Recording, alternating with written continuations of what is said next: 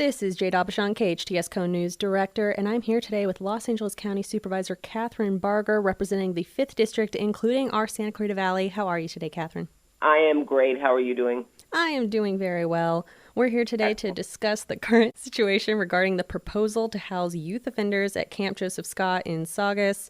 For those of you who are not familiar with Camp Scott, it's right on Bouquet Canyon Road, just north of Plum Canyon.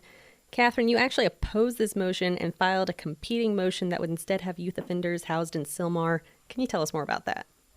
Yeah, I mean, I've been consistent with my position about letting probation bring forward recommendations based on their area of expertise.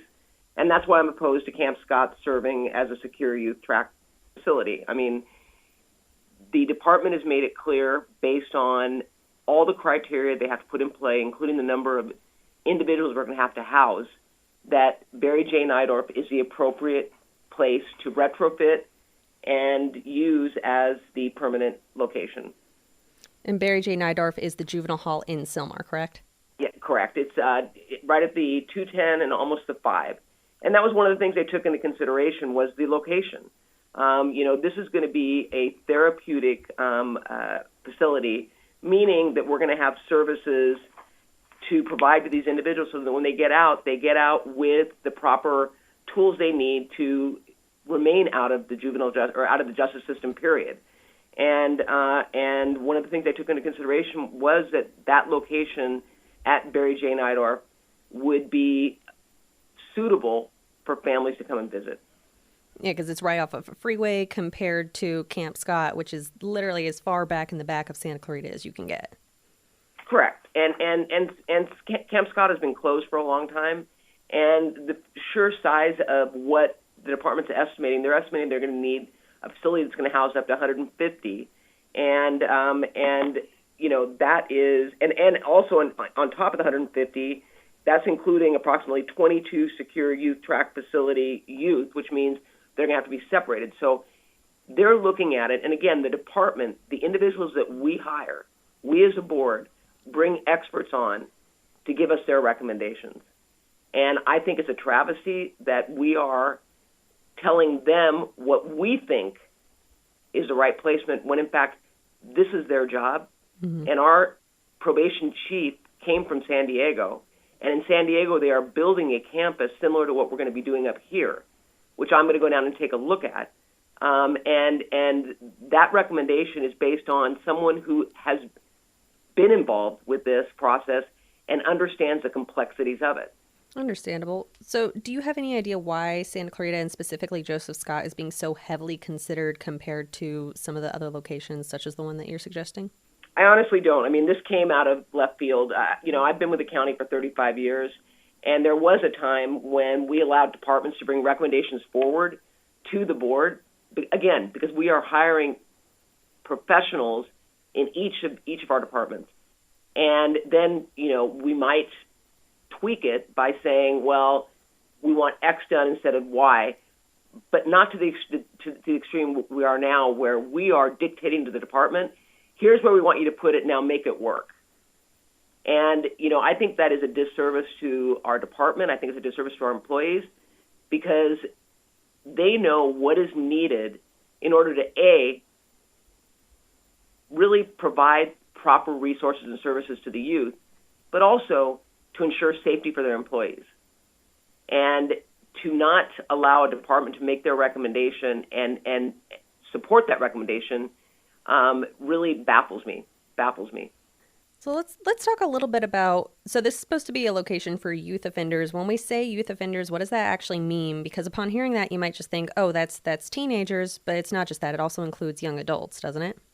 Yeah, I mean, that's the whole purpose. We used to, some of the youth that were sentenced long-term for murder or other serious crimes were transferred up to the state.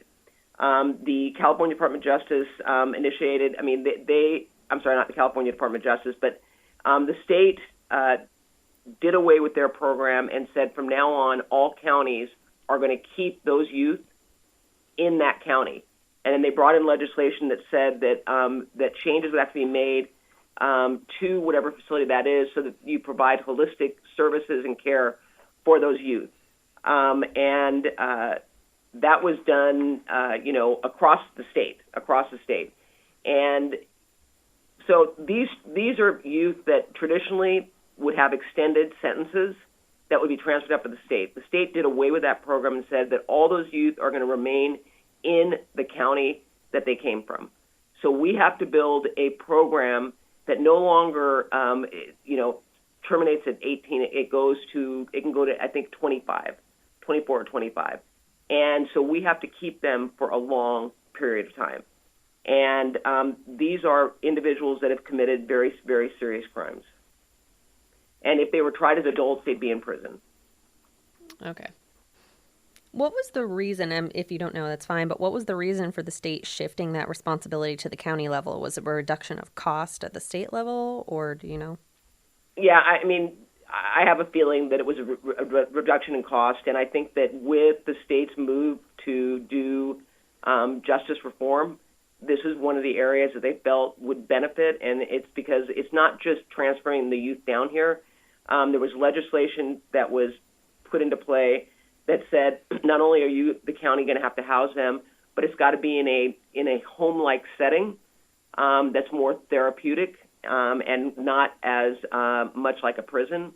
And so it probably was financial combined with justice really reform that's been taking place across the state.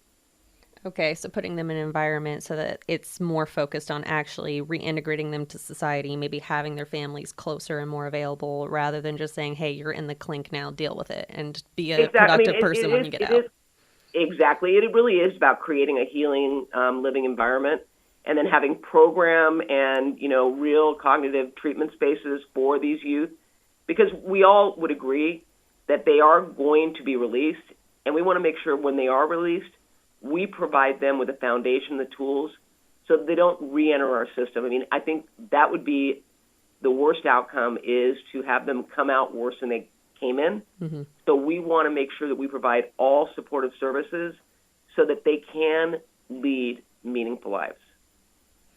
No, absolutely. That makes sense.